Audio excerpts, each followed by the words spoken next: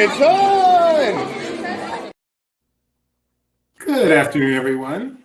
Welcome to another edition of Barely Necessities, the Disney merchandise show. Yep, you thought you were here for Parks Talk Live, but once again, we've chosen the wrong stream, and we are here to... Hey, I felt That's bad not even enough about trivia, Doobie. Like, at least when you hit trivia, you have a reason. You just went barely necessity. No, I have a reason. I did that last week. I jumped into the trivia stream for Barely. So the first 2 minutes of Barely, I'm getting all these messages. This isn't trivia. Sorry, I forgot how to do this in my vacation. Yeah, me too. All right, no, actually, this is Disney Parks Talk Live. This is the weekly, except when we take a 6-week break show in which we talk about what's going on in the world of Disney theme parks. My name is Doobie Mosley, co-founder here at Laughing Place. Over there is my wife, Rebecca. How you doing, Rebecca? I'm doing well, honey. With a very cool Disney Cruise Line shirt. Down there below me is the Honorable Mike Celestino. Hey, Mike. Hoodie provided by Huluween. He handles all of our Southern California theme park stuff, as well as our Star Wars guru. And down there in the lower left is our vice president in charge of cutting a rug at weddings, Jeremiah Good. How you doing, Jeremiah? Good. Shirt, Roosevelt's fine clothing for many, many years. Thank you. Shirt, Target, somebody paid for it. Not me, but it was a gift, not from Target, so I don't have to declare it. Let's say hello to I Gio. bought everything I'm wearing. No, I mean, did you buy his shirt? No. Did you buy that hat? That's not a trivia winning hat? No, this is a, see, it's got like fun stuff on the interior. Nope. I did not win it. I bought it. Hi, Rich. I mean, winning wouldn't have to be declared anyway, but I thought it was.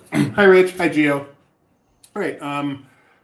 Theme park. Oh, and we're going to have a special guest on shortly today. But before we get there, just a really quick, let's keep it brief. But Mike, what you been up to for the past 6 weeks? Oh, lots and lots over the past 6 weeks. Jeez, that's a lot of stuff. Lots of Halloween stuff. And we went to Florida. In fact, the last theme park I stepped foot in was Universal Studios Florida. I have not spent a lot of time there in recent years, so it was great to hang out there for a day. Look at that crew. That is a great picture. This is why we were all in Florida for the wedding of our official company mascot, Tony Betty, and it was. Who's not pictured. He was in the wedding, of course. Gotten a picture of that picture of all of us. No, we haven't. But Not yet. Tony, congratulations to Tony and Morgan from everyone here at the Disney Parks Talk Live crew. We had an absolutely beautiful wedding, and I don't know who that pastor or officiant was, but whoever he was did an incredible job. And I don't know, but I heard he had a beard, so it wasn't me. Wait, that's not what I want. That's not what I want. There we go. This is Tony and Morgan at their beautiful wedding. Yay! Fantastic. What you been up to, Jeremiah? I was in Salem. I was in New York. I was in California. I think that's it. And I went to a wedding. Traveling man. And Rebecca, what have we been up to? Oh, well, I had a bunch of pictures I was going to tack on at the end so people could leave if they didn't want to see them.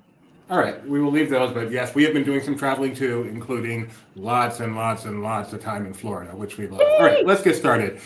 We are going to bring on the 5th member of our team. His name is Kyle Burbank. How you doing, Kyle? I'm doing well. It is weird that Kyle, can you please put your hoodie up? Oh, yeah, sure. I can do that. Thank you. Over the headphones and the hair.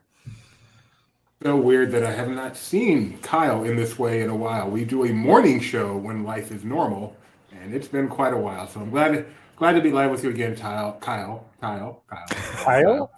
Stop! It's not sounding like a name anymore. We've reached that point. Right, exactly. Kyle also done some traveling. Where you been? I'm in Ohio. I started here, then I went to Hong Kong, then I went straight to Florida, and well, I mean there was plane stops in between, but didn't spend any time though. Into Florida, now I'm back in Ohio, and then I thought this was just a thing that happens with planes, but apparently on my drive home tomorrow, my car has been diverted to Kansas City, so I'm covering an LP event there, and then I finally get to go home, and then the next day I close on a house. So just tons of fun. So if you are bored with your life, send your applications to I want to travel a lot at laughingplace.com, and who knows what might be in your future.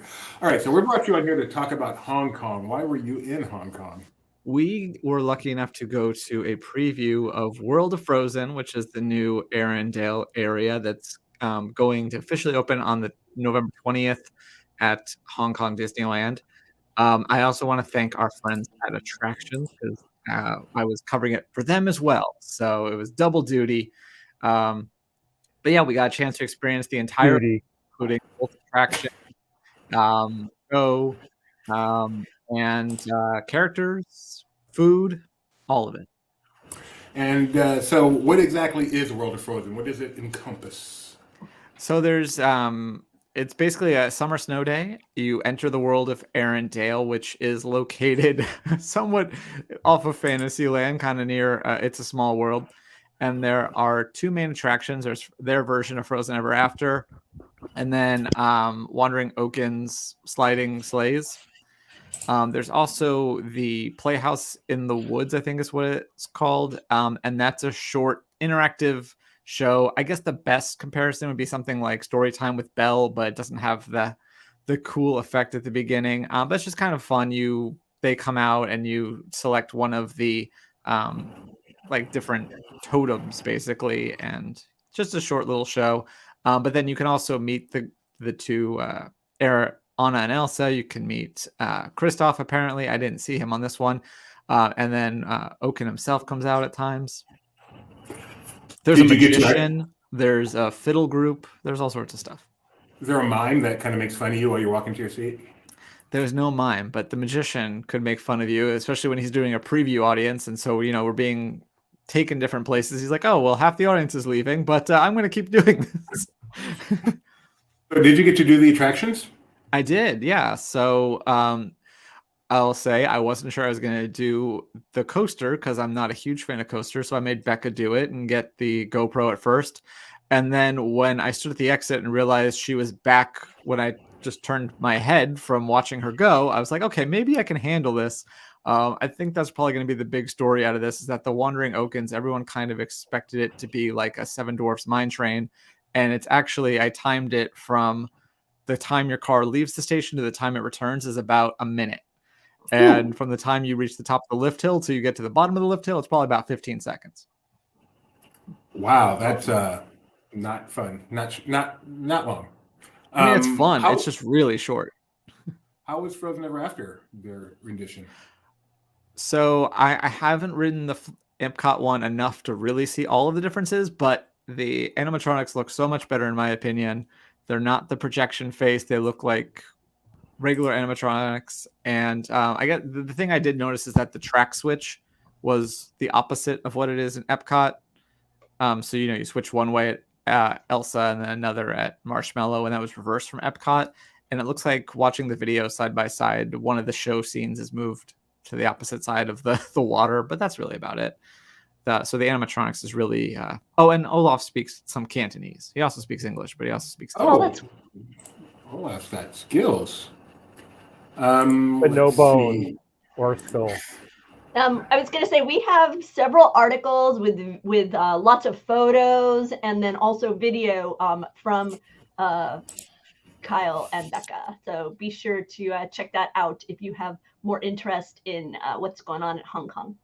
Oh, this looks better already. It's so cute. It's kind of divided into two areas. So you have the side that has the food and the merchandise and Frozen Ever After, and then you cross a little bridge, and that's kind of the Wandering Oaken side. And my favorite part was that all of the cast members on the Wandering Oaken side, they're just constantly like this, like Oaken, and going hoo-hoo. So you saw a little bit of that when Disney just released photos of their costumes. You saw some cast members doing that, and their name tags are also split in blue and green because those are kind of the two themes. So one area is more green, one area is more blue of the two. Took the video off just at the wrong time there, Doobie. Oh, really? Yeah. I was trying to preserve spoilers. Really. The ride's been open for almost a decade now. A decade. The animatronics are definitely different. Yeah. All right. Have we gotten there yet? Are we almost there? You're getting there. Yeah, I watched this the other day, and if they don't change out the animatronics at some major rehab here, they're losing out because they do look just amazing.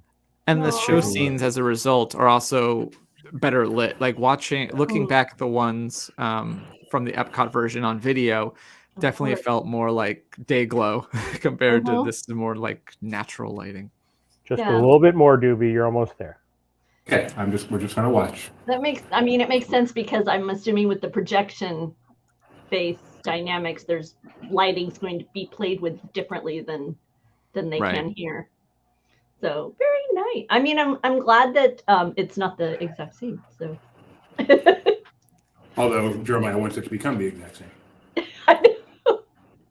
But I guess it's like one of those things where you hope that that means that they're like, oh, here, that didn't come off as well as we know it can now with this technology we have now.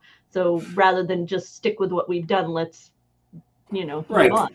Because I was very impressed with the way they did it at Epcot. I mean, I thought it was really, really good, and even despite that, they've continued to evolve and made it even better. Yeah. So Woo. great! I love this attraction. This is the best non-thrill attraction at Walt Disney World, right, Jeremiah?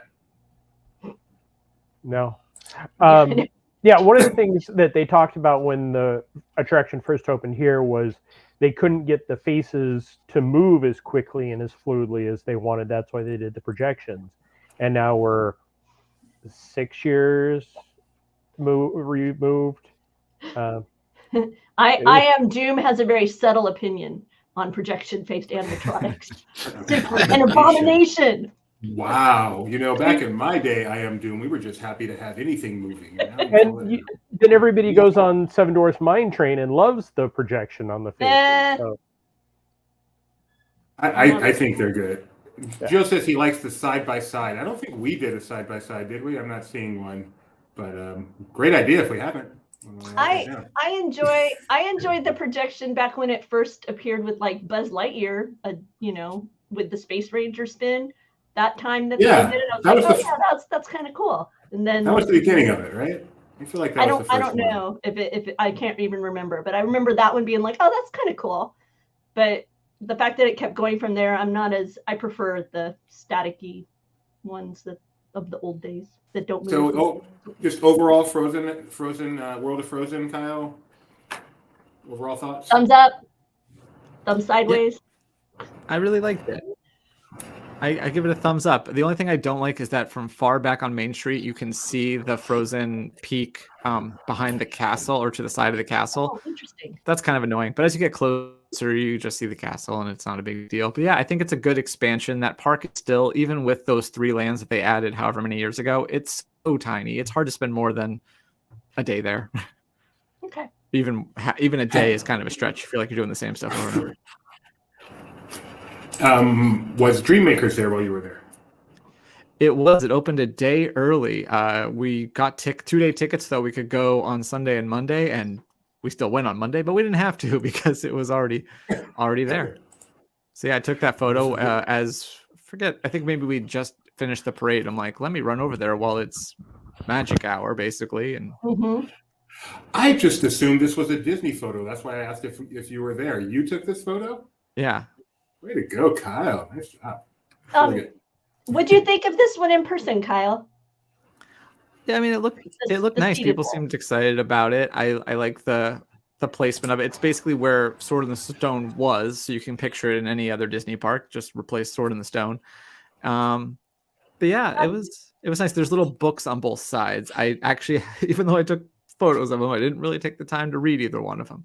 I assume one is in Chinese, but.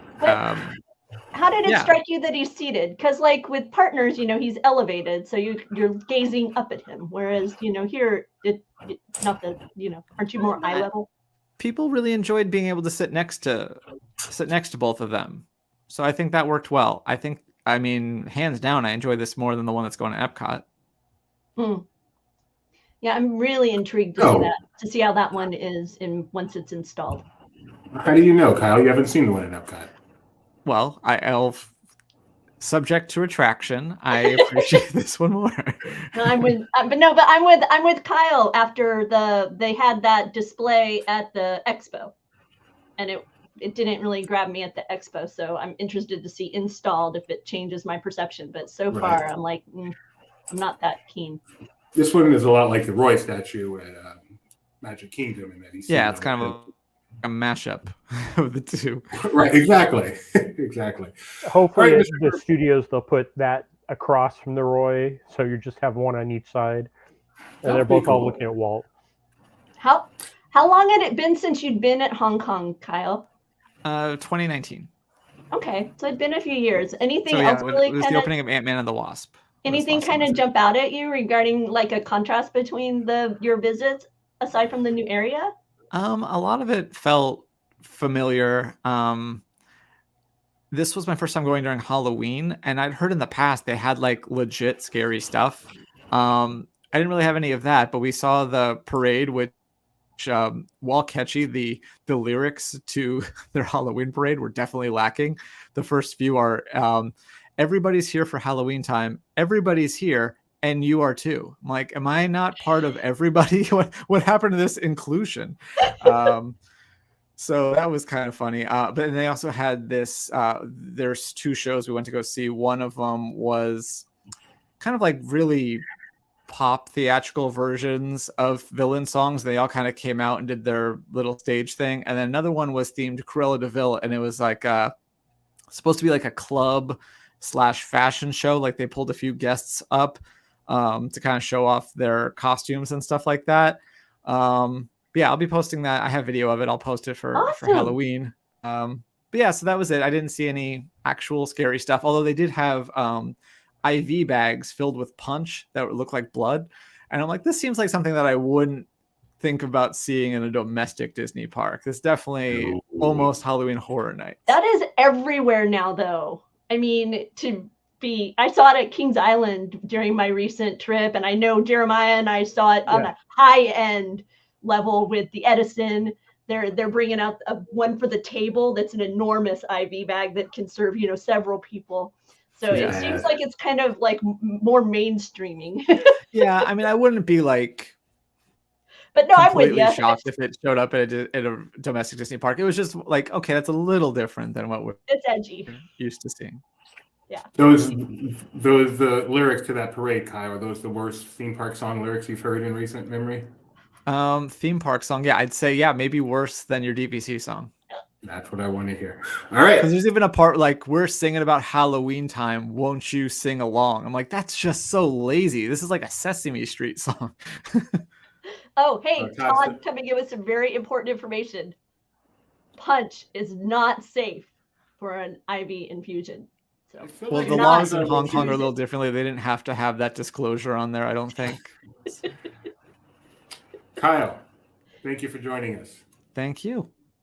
Appreciate it. And thank you for going all the way to Hong Kong for us. I know it's Thank you, Kyle. That's our site editor, everybody. He is awesome. We love Kyle. Yes, he's our managing editor of Last He keeps us being grown-ups and not embarrassing ourselves and when we publish. Okay, publish. Okay, yes. Yeah.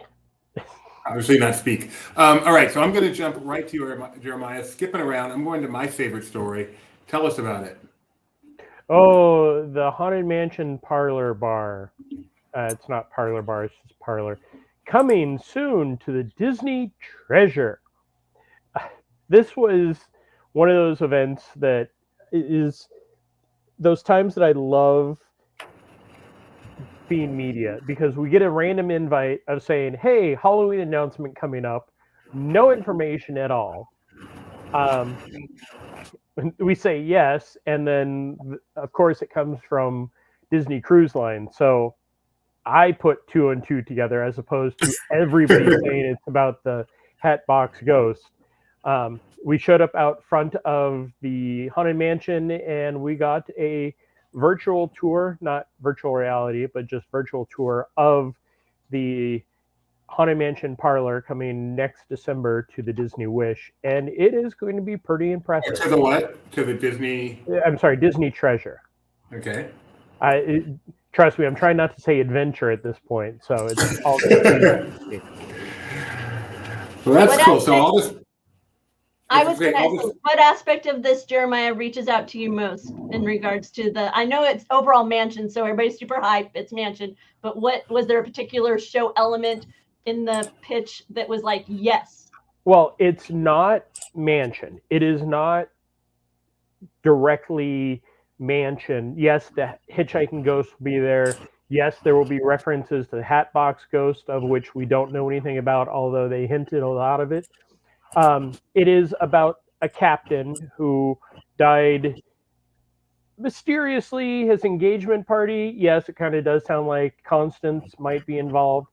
But the best part of it was when I was talking to Imagineers, they are keeping it just like it was if this was built in 1969. Yes, they're going to have the really cool effects, but it's not going to be the animatronic or the projections pulling your head off and sticking some other head on or making a balloon out of it like they do at the Magic Kingdom Haunted Mansion. So it's going to be more of the traditional. They dove into original Mark Davis concept, Rolly Crump Museum of the Weird, and they like really drove home that this is going to be something that will be Haunted Mansion at heart, but it's not going to be, you're not going to walk in there and everything's going to stretch. So, I mean, you go ahead, Dewey.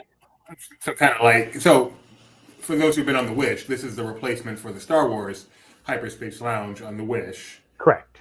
And so, as you may have experienced on the Wish, yes, the decor is all there, but it's not very heavy on the special effects. And that seems to be what they're saying will be the case here as well. This one, there will be different things going on. There's a whole story that if you're invested enough time, you can discover it all. It's not you walk in, he dies, and you follow his story. It is a 30-minute loop that does start with Madame Leota doing the conjuring, the ghosts appearing after that. Paul Frees and Eleanor Audley's voices will be used, so they're keeping with the original effects. So it's going to be a tie that you'll walk in there, and if you're a Mansion fan, a diehard Mansion fan, you'll really love it. If you're just a Mansion fan, you'll really love it. If you're not a Mansion fan, you'll still probably have a lot of fun in there. Exciting. Oh, great question, Todd. Will there be a $5,000 drink? I did not ask that. I did ask about the mugs, and as you saw in the drink photo that you showed, there are specific drink, I don't want to say mugs, but drinkware coming that you will be able to take home. The large glass, the martini type glass, apparently is the one that is you can buy it. The other two I still love. I did ask if Haunted Mansion Holiday was going to take over during the Halloween at the High Seas, and they told me don't say that too loud because there were people from the cruise line around, so who knows if that could change in a few years. But overall, I think this is going to be one of those things that, just like with Hyperspace Lounge, the first few months, everybody will be waiting in whatever area to get in, and then just like Hyperspace Lounge is now, you can walk in and out. But they did say it is a 30-minute loop, so if you walk in the middle, it may seem a little bit odd, but you'll definitely want to wait and see the entire show. I wouldn't mind if it fed into the bit of canon that was crafted with this latest movie, because they had that sea captain on there. Well, I shouldn't say sea captain. I should just say a seafarer. That'd be kind of fun. I would. Yeah, the captain for this one, there's a portrait of him next to the fireplace. Dewey, can you bring up the clock once again? This is one of those things that I hinted at my article, but they created this clock, which this one is actually something that you'll be able to buy on the ship, which they showed us merchandise for something that's not going to be out for another year, and we all wanted everything. But the face of the clock, as you go in to the center, actually has the nautical locations of all of the mansions in there, really small. Oh, that's awesome. You won't be able to get in there that tight, Doobie. Yeah. see those squiggles all around it. Oh, you can. It's the latitude, longitude. Yeah. Like those necklaces that you get with the. Yeah. Oh, that's cool. I like it. Neat idea. Yeah, overall, I think this is going to be really cool. They have some unique drinks coming. One of the things that they teased us about was the taps for the bar will be something that's going to be very cool. But they left us with a lot of questions that, come next year, we'll have to definitely find out. Hey, Todd, here's my pitch. My pitch is the $5,000 drink will include a party of two can have dinner in the mansion, in a select area of the mansion on a singular night. So like an annual event. So all the people who have bought that $5,000 drink, it'll, then they'll come together and they'll have like a dinner for a certain number of people. They'll do it over however many nights they need to do it to accommodate those people. That's my pitch. $5,000, then you get to have a meal. You get to have that wonderful drink, take home whatever it's in, and then have a meal at the mansion. What do you say? Is that a good one? Is that worthwhile? That good enough? I like that a lot. I don't think that they're going to have any type of high-priced drink with anything. I know that I've heard there's a backlog of people trying to get over to Skywalker that have bought the drink off the Wish, which is astounding. But I don't think. Yeah, I don't know that it'll be 5,000 for what I'm pitching here, but I like that idea that there's a high-end drink that then gets you admission to a special dinner at the mansion. That'd be fun. So since we've got both Mike and Jeremiah here, I know Jeremiah thought Haunted Mansion was great, or at least really good, the recent movie, whereas Mike Celestino thought it was the worst thing since Ghostbusters. So did you really think it was that bad? How bad did you think it was? Is he overstating it? Yes, he's overstating. I think I want to say I gave it 2.5 out of 5. Oh, okay. Okay, fine. Anyway, Rebecca and I finally saw it this past weekend, and we both thought it was pretty good. I enjoyed it. It wasn't horrible. I would probably give it 3.5 out of 5. Yeah. It was weirdly edited. That was my thing. There were moments where I just felt like, what? Wait, who cut it here and went there? But as far as like just the actual story and the message and the characters, I loved all of it. I just found it very strangely edited. And it did not need to be. It was not that different from the last Eddie Murphy Haunted Mansion. Then I'm like, if you're going to remake it, why remake it so similarly? When was the last time you watched the Eddie Murphy Haunted Mansion? It's bad, and this was good, but it's the same tone. No. Yeah. I don't agree. I agree. Hard disagree on that one. Hard agree on that one. I expected they would have gone in a different direction. Speaking of not liking Disney movies, Mike, have you watched the South Park Big Event on Paramount Plus yet? Yes. That is something that any Disney fan should definitely watch if you can appreciate South Park. Patrick I thought it was very also funny. agrees with me that it's better than the first one. So It's thank definitely you. better than the first one. Thank I you. agree, it's better. It's just not that different. All right, let's get to some Disneyland and Star Wars stuff, even though I don't think Mike got to see it in person. Mike, did you get to see the droids in person? No. Nobody saw the droids in person. As far as I know, they were only out for one day. Is that right? In your day. Yeah, I think you're right. Yes. So anyway. Yeah. We did not receive a heads up about it. Are you familiar with the droids? Can you talk about the droids? Yeah, these free roaming droids that have little assistants following them around. They sort of look like the BD droid from the Jedi Fallen Order video game, but a little boxier. And they just look really neat. They make fun sounds. They're very cute, and people freaked out. I hope that we get them on a regular basis. So it'd be pretty sweet to see this kind of thing. I know people have wanted like roaming droids since the very beginning of Galaxy's Edge, so it would be very nice if that was incorporated into the land. You feel like maybe this land is actually going to become what you always dreamt it would be, Mike? This would be one step toward that kind of thing, yeah. Okay. But what I dream for Galaxy's Edge is probably never going to happen. I'm just going to leave that there. Let's see. So I don't know. Those are really cool. Whenever Imagineering brings out their R&D stuff, yes. like like the thing they showed at Walt Disney World not too long ago that I already forgot the details of. I'm sorry, no, DCA, I think it was. Anyway, cool stuff.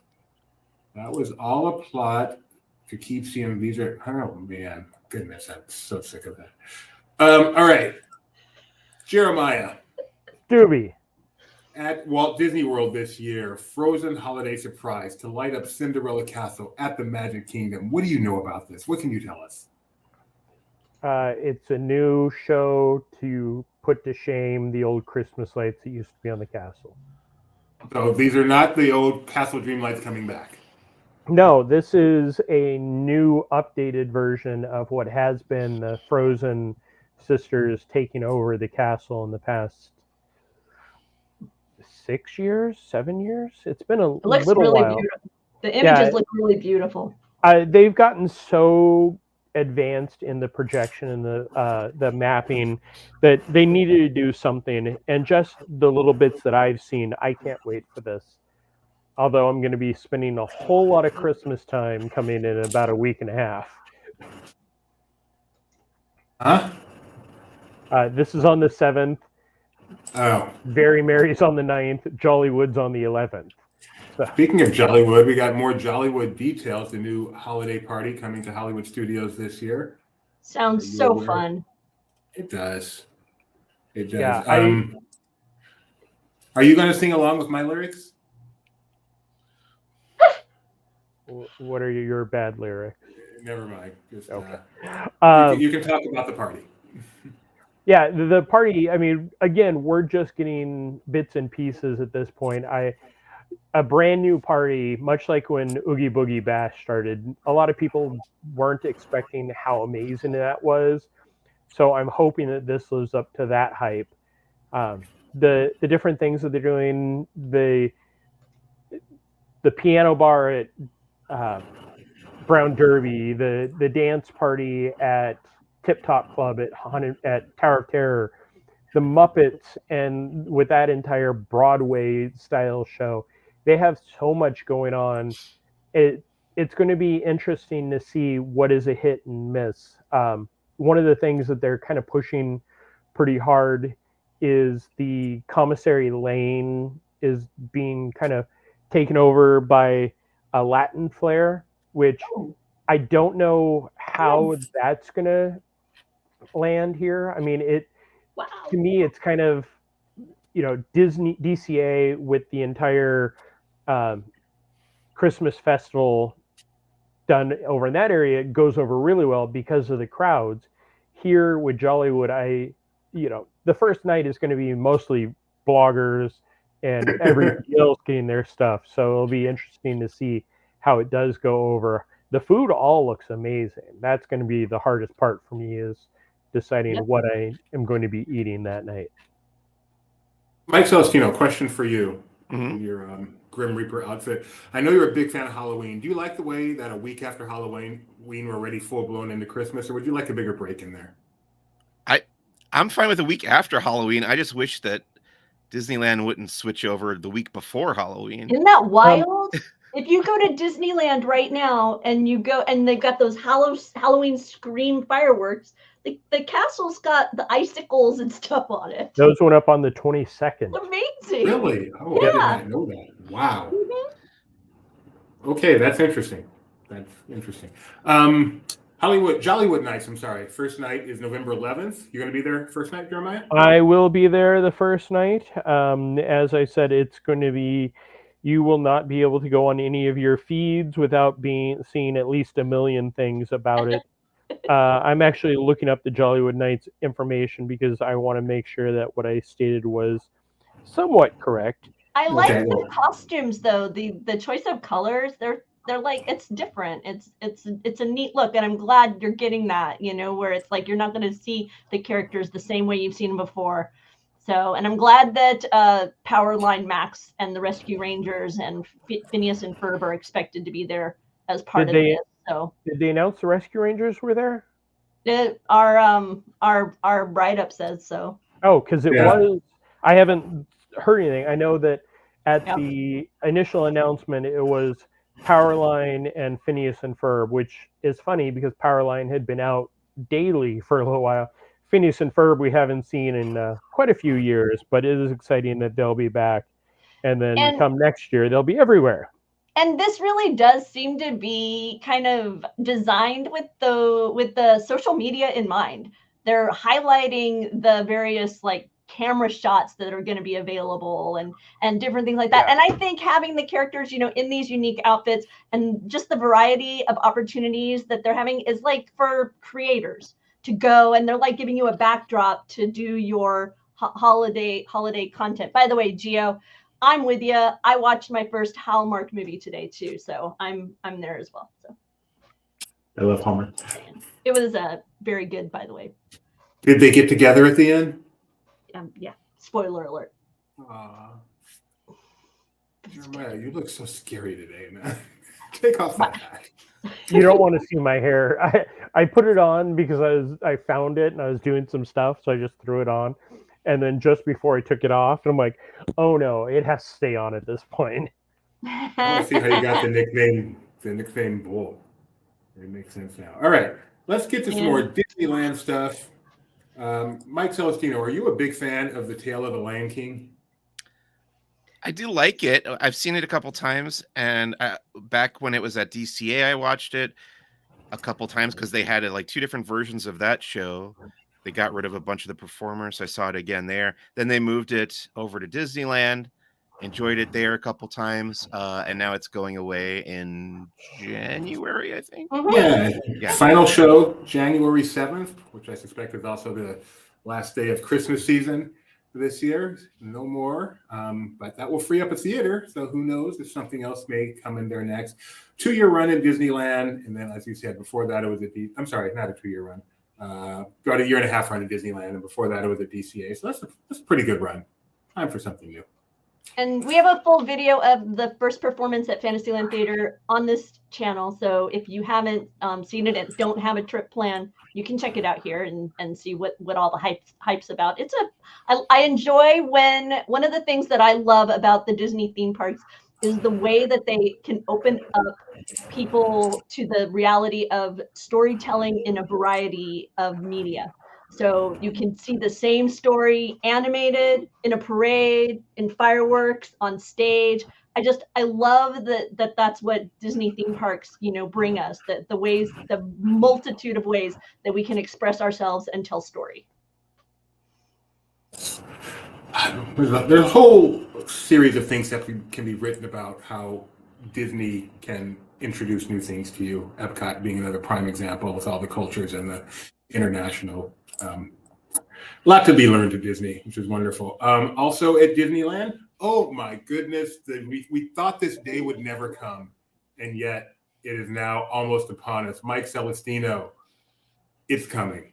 Yeah, so next week, Thursday, let's see, what's the date there? The 2nd? It actually opens on the 10th. Right. Wait. Oh, no. Sorry. Oh, yes, the Right. preview's on the 9th. The 9th. Thursday the 9th. My mistake. I will be there for the Magic Key preview of Adventureland Treehouse, inspired by Walt Disney's Swiss Family Robinson, and then it officially opens to all guests the following day, Friday the 10th, which is also the beginning of the holiday season. They're gonna have people come out in elephants and have a big monkey celebration, and that was the last time they did that. That elephant, man, that was impressive. Have you been to Disneyland since? No, you haven't. You just told us that since you've been back from Florida now to see exactly what it looks like right now. I'll be there Thursday. Okay. Yeah, I'm looking forward to seeing those pictures. I am such a fan of the treehouse. I can't wait to see this myself, but it won't be as soon as Mike, so you'll have to take good pictures for me. But this was one of my favorites when I was little. I was so fascinated by the water system and how it would come and then it would carry it all the way through, and you had all these little clamps. I created it in my own tree in the backyard with my dolls. I had straws and I had wicker furniture tied up in the tree and stuff. Yeah. And seashells for the sink. But yeah, so I'm excited about this. But me too. I will see it vicariously through Mike. It's been a while. I'll try to get as much video and photos as I can. I'm also excited to see what they've done with this. I'm glad you're Yes, covering Todd, this. cold. Because if it was Jeremiah's like, I'm not going up there. That treehouse, I will walk every time I go to the park. Okay, two Too things. hot. First of all, Todd, yes, it is cold. I woke up, it was 40 something degrees. Now, by the way, it warmed up, but yeah, it was 40 degrees. Geo, the idea of the treehouse having a virtual queue cracks me up because as an annual pass holder way back in the 90s, they used to have turnstiles on the thing, and you would spin it even if you didn't go on the treehouse in hopes that they would think that there were a lot of people who were going on it, and then follow the Brady's. We are on varying coasts. Mike is in Southern California, Jeremiah is in the Central Florida area, and we're in the Bay Area, but travel a lot. Just got back from our Florida vacation and already planning our next one. Earlier on the show, we had Kyle, who is in the middle of the country, Missouri. And although just got now back he's from in Hong Ohio. Kong. So, so yeah. All right, some So thanks sad for stopping in. news. Yeah, thanks. Thanks very much. The Bradley's fun. Some sad, I mean, not sad like in tragic, but just some sad news. The voices of Disneyland and Disney California Adventure, who some of you in the know are actually a couple, are Bill Rogers and Camille Dixon. When you hear "Welcome to Disneyland" or "Welcome to California Adventure," what? Okay, would be. I'm tired. That would be Bill Rogers and Camille Dixon, a married couple. There they are. They have been the voices for quite a while. And their contract renewals are approaching, and Disneyland Resort has made the decision to move forward with a new voices for in-park announcement recording. So, It's going to be weird. He's been the voice since 1991, and she became the voice of California Adventure in 2012 after its reimagining. So, as Rebecca said, it's going to be weird. Yeah, thank you. Thank you very much. I appreciate you recognizing. That kind of stuff catches you off guard when it first happens. You know, like the first time I went on Country Bear Jamboree after it was edited, or Tiki Room after it's. I'm still not used to the Tiki Room edit, and it's been probably more years that I've been on it with the edit than without the edit. For sure. Yeah, you stay off of my back, and I'll stay off of your back. But we get used to certain pacing and certain voices, and you know it's gonna be strange that first time that it's a rainy day, and I'm not hearing the voices I'm so familiar with or that type of thing. So. Yeah, and it makes me so curious. You know, do they plan to replace it with another official voice, or are they AI? going to? It's AI. Or are they going to have just a bunch of different voices for different situations? It's funny. Okay. I said the rainy day thing, and I'm seriously realizing that in my head I'm thinking of Jack Wagner. Yeah, that's into everybody's life. A little rain must fall. And 1991. Today, sunshine. Sorry. Yeah. I actually have that. Hang on, let me see if I can find that as you guys are talking. Sorry. So apparently I never got used to the current voice. I'm still a generation behind.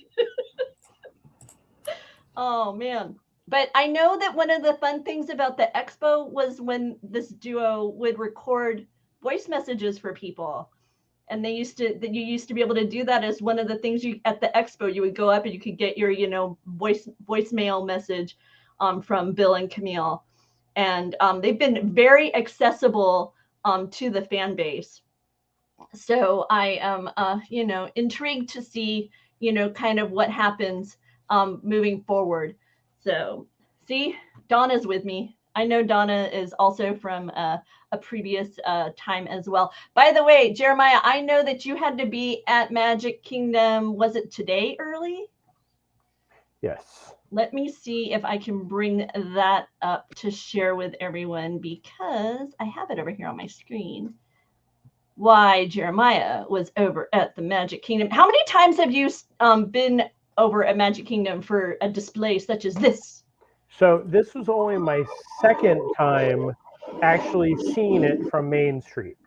The first time, which was pre-pandemic, I was on the monorail that had gotten stopped.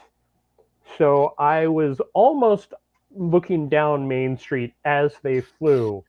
over. And then the same thing happened with Epcot, where they were shuffling us from place to place of where you could see it, and they were delayed. So by the time Doobie decided to leave, he didn't like us anymore. Yeah.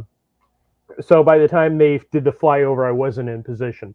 But the last time they did it was back in June, which was more of just the big ship flying over, because that's how they refuel. This was the Thunderbirds celebrating the 70th anniversary of the armed forces, and they had the initial flyover of the smoke, and then they did the second one with the break off, where if you go to our Instagram, you can see both of those, and it's very impressive. I definitely, that was the crowd, and this was a little bit before the event. I'm always amazed at how quickly it comes at you.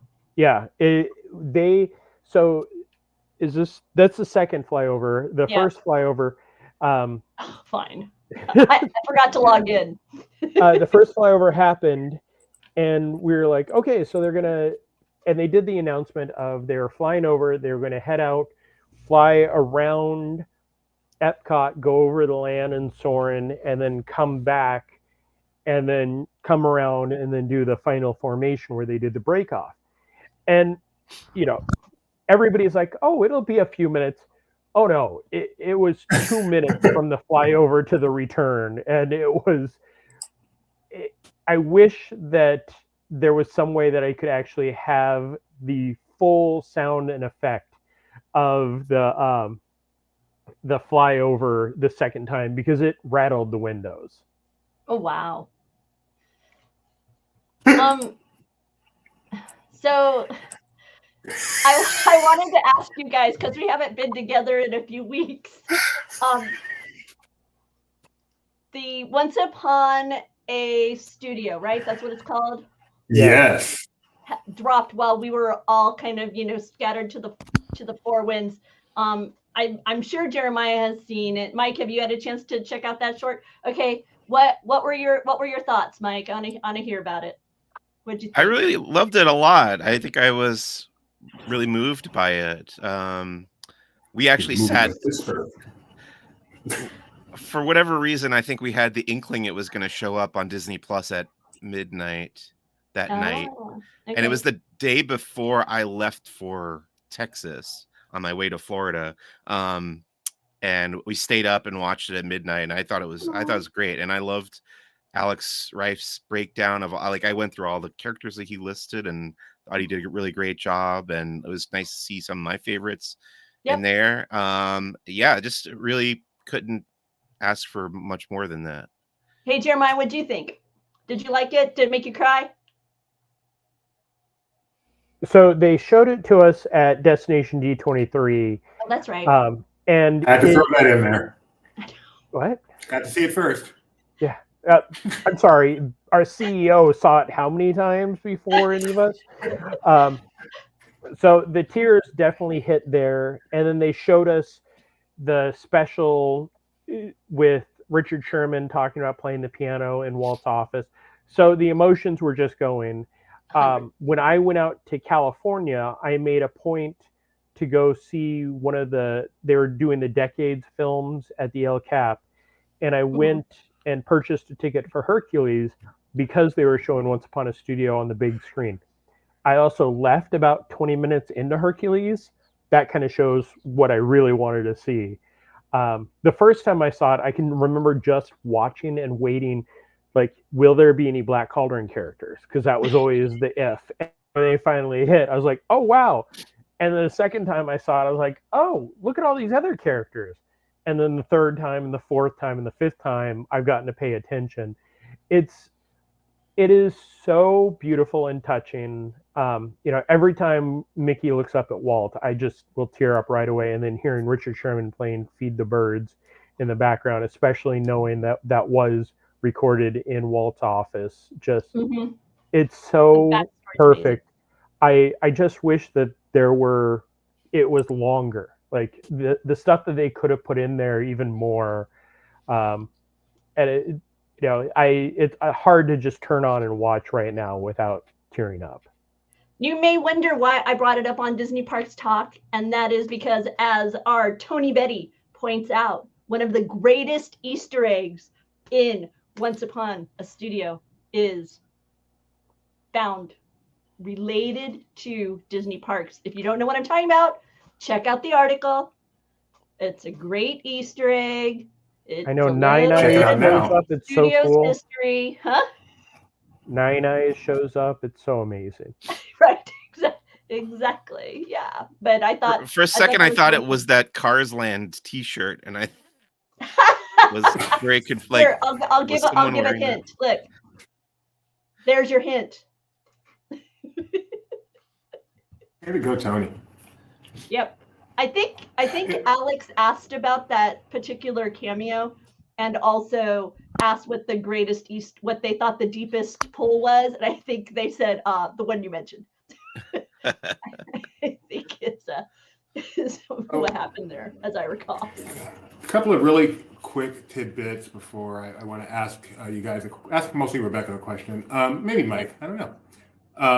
Star Wars Galactic Cruiser merchandise, you can now find some of that appearing in Hollywood Studios now that place is closed. What was that? What was that, Jeremiah? You trying to fly? Well, the article that we put up that was the first day of the release of the merchandise, as of the last time I saw any photos, there's very limited availability of the stuff that was out Wow. there. Like later that good. day, they had sold out of almost everything. I had people yelling, saying, "How dare they put it out?" Which I can understand that, but they were also upset that they couldn't get it. They have been restocking, and one of the things that I've said to a lot of the people is there was at least 3 months of merchandise ordered for the Galactic Star Cruiser, so they definitely have stuff in the back that could appear at any time. And then back in Galaxy's Edge at the costume stall in the marketplace, they have some of the costumes that were available on the ship. Like the cape, that beautiful cape. How likely or unlikely do you Unlikely. think I won't even bother. Yeah. They had announced that Gaia vinyl record was coming out at Star Wars Celebration, but that's probably not going to happen, right? It could. I mean, that I thought you were talking about coming out to California. No. I have said that we could still possibly see a new wave of merchandise show up because they had already moved into planning and the creation of the next wave of the merchandise for the Star Cruiser. So again, that stuff was designed, ordered. It has to go somewhere. They showed that they're not sending it straight to the CAS connection or to the warehouses, especially when they can sell out in a day of That's amazing. $150 droids. Yeah. So we'll see what shows up. I would still hope that album shows up just because how cool it would be. Mm-hmm. Yeah, why not? Why not? Another thing I wanted to mention was Typhoon Lagoon not too long ago held a surfing event for individuals with disabilities. This is Rebecca's favorite place in all of Disney World, and I thought this was kind of a neat event. And now as I'm seeing this again, Rebecca, is this the event you and I were aware of? Yeah, this is an event by the organization Oceans of Hope. It's a foundation in the Florida area. It is the founder is a cast member who himself has a disability, and what this organization does is create experiences to where it increases accessibility to water sports for those with disabilities. And in this particular case, it was at Typhoon Lagoon. They have previously done events along the Florida coast. So by the way, if you are a family who is traveling to Orlando, reach out to this organization, Oceans of Hope, because they may be able to support you in bringing unique experiences to your family if you have some of the challenges as far as accessibility when it comes to water sports. So just a really neat, what's the word, with the new key, that Disney has focused on, that they're showcasing more of these events and outreach that they have within their cast. So wanted to be sure that we let people know about that, and excited for Danny and Oceans of Hope there in Central Florida. I just put 2 and 2 together right there. Another thing, in 2 days, Behind the Attraction season 2 drops on Disney Plus, all episodes, including Pirates of the Caribbean, a bunch of other stuff. I know that was a huge fan favorite season 1, so excited for season 2. It's going to be fun. It's going to be fun seeing the internet talk about that. That's right up the alley of Disney geeks.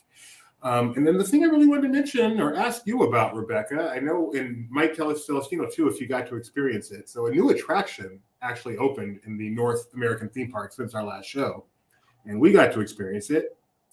And it's called Journey of Water. Wow, it took me a while. So, Jeremiah, Mike, did you get to experience this? No, we didn't go anywhere near Disney property while we were in Florida this time, which is Why would you do very that? strange. Why in the world would you? we do only that? had a day to spare, really, and we spent it at Universal. So, Okay, well, but we will be there in January. We're going back, and we'll hit all the Disney parks. Well, Jeremiah, I know you had done it before, and you've talked about it before. But Rebecca and I finally got to do it. Jeremiah's hitting us with some Jack Wagner. Yes. Kyle says we stayed on Disney property this time and still only went to Universal. I have to pull it technically on that. I believe you stayed at the Swan or Dolphin, didn't you, Kyle? That is not really Disney property. All right. So what did you think of it, Rebecca? It's beautiful. It would have been wildly popular with our son when he was in that preschool to early elementary age. It is designed in such a way that as a parent, I realized I could kind of shape how stoked he got by navigating certain areas. If I wanted him to just get drenched from head to toe, I'd go ahead, take the path to the left over there. But if I wanted to kind of curtail that, they did have it designed in such a way to where he could have gotten, a nice little bit of water fun without being completely drenched. It was a little bit more fun than I thought it was going to be. The challenge, I think, is just so much of it is like this was funny. This area wasn't working. The dynamics are that these water streams are like strings of a harp. And so as you would run your fingers along it, it would make noise. But this one wasn't working. And so they had this little sign over here that said, "This water is not feeling playful right now." And so you could still splash in it. But it wouldn't make the noise like the other ones. There were 2 other spots like this off to the side. But that was the only challenge, was that in certain of the attractions, certain areas of the attraction, you ended up with kind of a backlog, a little bit of a queue in order to actively engage in that particular. But there was enough going on that the fact that you had to wait for certain elements, but not for all the elements, it was a nice. I thought it was a nice balance. It was a lot more fun. Then, right? Yeah, Todd, I agree. I like that idea. Sorry, I'm not feeling playful right now. Please move on. So since we're talking about Geo water, too. once you're done, Doobie, I have something for Rebecca. Geo too. Apparently that's popular. Yeah, it's really good. I would venture to say that. So we saw it on an AP preview where we kind of feared, is there going to be a queue and all that? But no, we were able to just walk right in as that type of attraction, just a walk-in attraction, which Epcot, used to have quite a bit of. Innovations, in a sense, was that the fiber optics and the sidewalk, all that kind of stuff. To me, this is in that category, and in that way, it is a wonderful addition to Epcot. Don't put it in the wrong category, but in that category, I would say this is a great addition to Epcot. Something that really takes Epcot back to its roots, which the fans really are supposed to love. And I think they did a great job with it. It's a long experience. You don't just run through it. You can spend a lot of time there, and even just walking through it takes quite a while.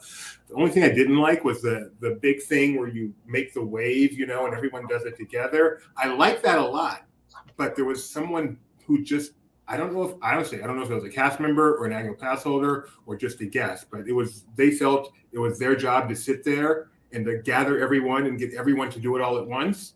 And I really just kind of wanted to see also what would happen if we just did it individually. And I never got that chance because he was making sure everyone just did it at once. So that irritated me. But, small irritation. And that's people. That's not Disney, unless it was a cast member, in which case that's Disney. But other than that, great attraction. I'm really, really happy that they did it. It's fun and underrated. So. And a fun way to learn about the water cycle. If you take the time too. and actually read the signs, and you can engage and learn and discover, it can be also a learning time experience as well. What were you going to share, Jeremiah? But don't make me sad because didn't I say an AP preview? We saw it on an AP preview. Disneyland. We're sorry that the weather is not more pleasant, but you can still find much to see and do here. That's funny. All attractions that can be operated safely will remain open for your enjoyment, along with our shops and restaurants. During inclement weather, perhaps the most pleasant way to visit Disneyland is the guided tour. On the tour, you will be escorted by an official host or hostess who will Some Jack Wagner. Because I'm serious. I'm like a still. guided tour ticket may be purchased. Each of these My brain still goes there, but we had a wonderful, wonderful trip. Is this before or after a stint on General Hospital? Wrong one. Wrong Jack Wagner? Yep. All right. Yes, we did have a different kind of a trip for us. It was very long. We did lots of things. We had a lot of downtime. We didn't do a ton of eating out, but we did do a ton of trying sweets, which was a lot of fun. It's a great trip. Really enjoyed it. Got to do Halloween Horror Nights again. Really love the Yeti. If you've got a couple more days to go see it, I recommend the Yeti one. Yeti was my number one. Yeti was number one on my list. Yay! That was my number one too, but I only did 3, but it was my number one. Okay. Got to see a great edition of the horror makeup show, which is always spectacular. Got to do a new ride, Hagrid's Motorbike Adventure, which I still can't decide. Yesterday I was driving home thinking, I'm ready to make my decision. Still can't make a decision. Is my favorite coaster that, or is my favorite coaster Cosmic Rewind? I can't decide, but it is fantastic. We also did Hagrid for the first time. I loved it. Thought it was awesome. I wish I could have done it more than once, actually, because there's just so much to take in on that. And we also did Velocicoaster, which I really liked it, but the extreme coasters are not really my favorite attractions, but for what it was, I really liked it too. I did not care for Kong, really. That was disappointing, especially because we didn't do that. But you really love Fast and the Furious. No, we didn't do Fast and Furious down there. Wait, how could you not like Kong? The A last lot of screens. Did you see Kong at the end? A giant animatronic does not make up for smaller screens compared to Universal. Yes, Hollywood. it does. So I have a funny story about only Hagrid. regret is it's so short. Confrontation was awesome. I grew up on that ride. Yes, that was the best. Legacy Did you shop. do the holiday version? The holiday version of Confrontation is the greatest holiday overlay of all Confrontation's out time. here. The King Kong, that there's difference. Confrontation was the cool ride out here, not the. Oh, you're right. You're right. I did really like that animatronic that talks to you in the queue for Kong. That creepy old lady. Screams at you. Yeah, that was great. We didn't do Minion Blast. We didn't do Minion Blast or Jimmy Fallon. I still haven't done those. My sister got conked in the head. We went to Minion Blast, and my sister got conked. Remember how we were all talking about it? Because you're standing on this dot on a moving walkway with this little blaster thing, and the guy in front of her whipped around to shoot behind him and conked her in the head. I have a statement. From the moment we stepped into the queue to the moment we exited that attraction, Minion Blast is easily, not even a close second, the worst theme park attraction I've ever experienced. He would do. Have you gone on Jimmy Fallon? Have you gone on Fast and the Furious? I like Jimmy Fallon. Fast and the well, Furious you have bad. no taste. I'm sorry. Fast and No, the he Furious doesn't. is bad. It doesn't even come close to Minion, which is just a loud. The queue is so loud, and then the attraction, you're moving so slow. Although if it e-stops, you still risk falling over. That was fun. It e-stopped while we were no on it. idea what's going on. It's just a bunch of. It is terrible. Oh, I bought a candle that smells like E.T. It doesn't Oh, that's smell like cool. E.T. E.T. Close doesn't enough. smell like E.T. It's close anymore. enough. It's close enough. Did you ride Forbidden Journey? No, because we have that here. We didn't waste our time. Did you ride the goblin thingy? Help me, somebody. Green No, Dot. Ray- it's enjoying. Green Dot. Yes. Green Dot. Yes, we did Green Dot. What did you think of Green Dot? We had done that before a couple times. I think it's fine for what it is. Yeah, it's pretty good. When you were on Now it's a Hagrid's, bad were you towards version the of front or towards Guardians. the back? On what? Rebecca? Hagrid's, were you towards the front or towards the back of the train? I think toward the. I want to say toward the back. Because you go so high. Yeah. I didn't expect Oh that. yeah. Because the first time I rode it, I was in the second motorbike, and it was like, whoa, I'm way up here. This is a little intimidating, but that's fun. Ah. Oh, hey, that was when my family tried to ride Remy, Ratatouille. Oh, okay. This is Mike Celestino on Hagrid's. Yeah. Motorbike. So Tori's the bigger Harry Potter fan, so I let her ride the motorcycle. I got the sidecar because I heard that was the inferior experience, but I still really enjoyed it quite a bit. I love the motorcycle. I love it. There's so many elements.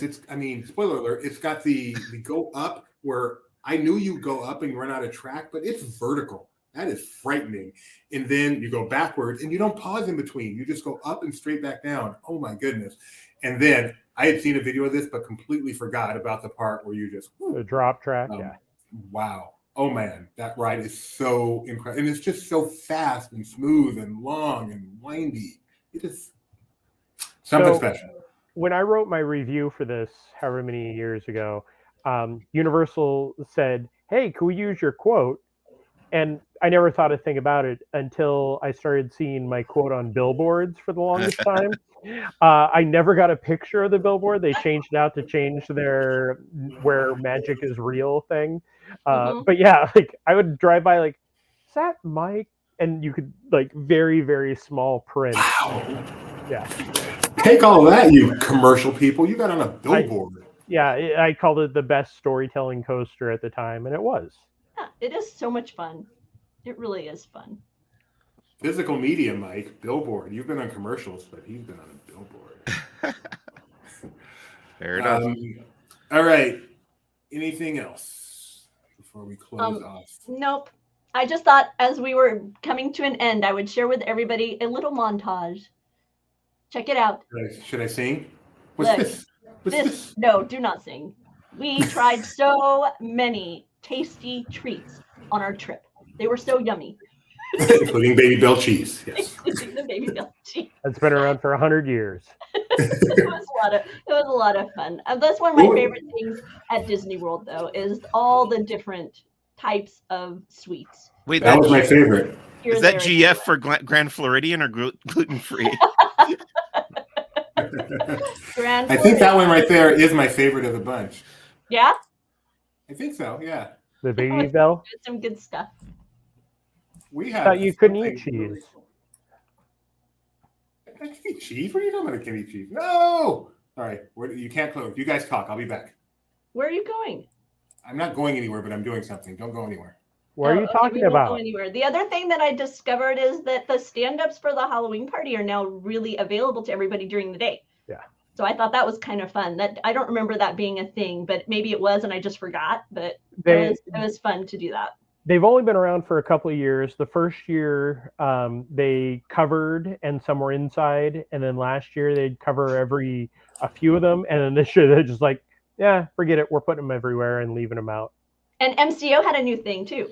Oh, sorry. Is that it, Jeremiah?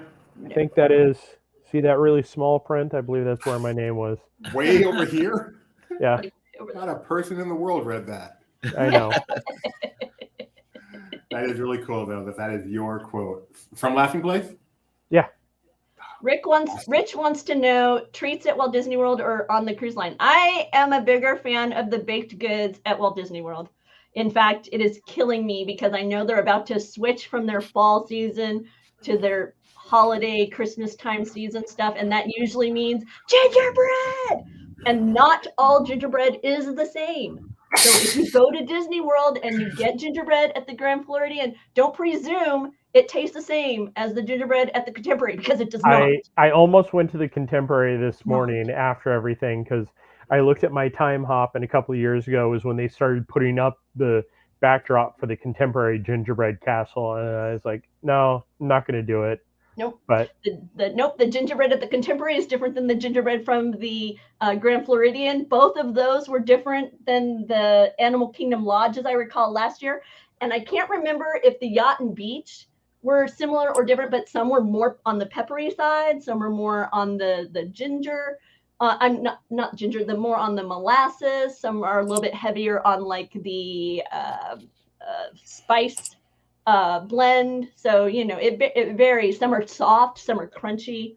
You have a variety available. And the Grand Californian was totally different than any of those when I tried it a couple of days after having been in Florida. So it's that time of year when I wish I could be doing gingerbread tastings.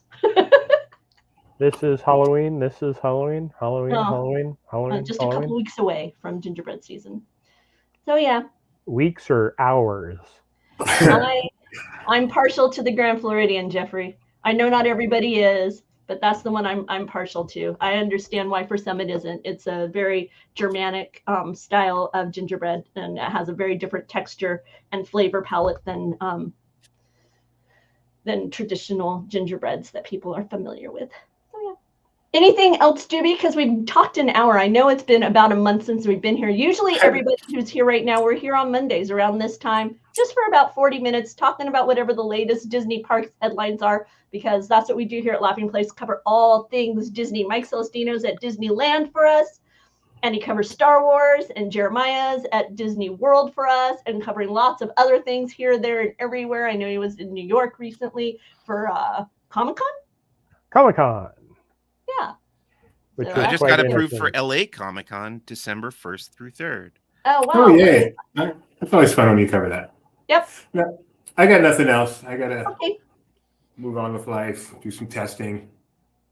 All right. Well, thanks for joining us. Rebecca, you'll be back tomorrow. I presume. AEIOU. Yes, I will Barely be back Necessities. tomorrow afternoon at 4:00 for Barely Necessities. That's our discussion of the latest Disney merchandise. We'll let you know what's happening from our friends at Box Lunch, Her Universe, Shop Disney, maybe some Roosevelts, who knows. You have to come by and see what we've found and what you need to add to your shopping list. That's over at Barely Necessities right here. But if you go check out our article right now, it is the 31 days of savings, and there's a 40% savings on Shop Disney. So go check out that article and click on the link and get all your Christmas shopping done just before Halloween. Yes, because we are an affiliate with Shop Disney, and so we do receive a small commission on purchases you make after you've clicked the site, and that supports us around here, and we appreciate that very, very much. So want to thank you for your support in that way. Anything else, Mr. Doobie, before we sign off? Nope. I believe that is all. Bye, everyone. See you next time. Bye.